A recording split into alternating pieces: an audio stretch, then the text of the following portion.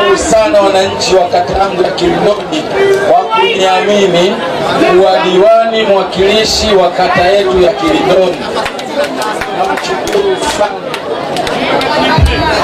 Nawashukuru sana heshima mlionipa, na mimi naanza kuirejesha kwenu kidogo kidogo. Naangalia kwamba kila sehemu naifikia katika nafasi ambayo umenipa kuwakilisha kata yangu ya Kilindoni.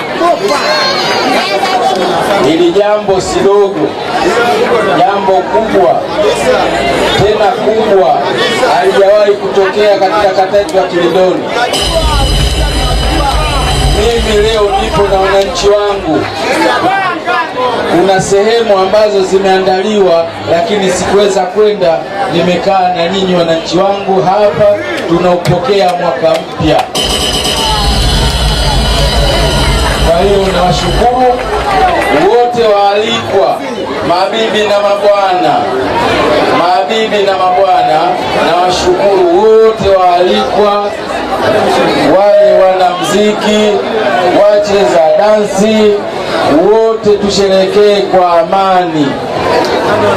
Tusiondoke hapa kuna matatizo yamejitokeza, ikaonekaniwa tumeanzisha mwaka ambao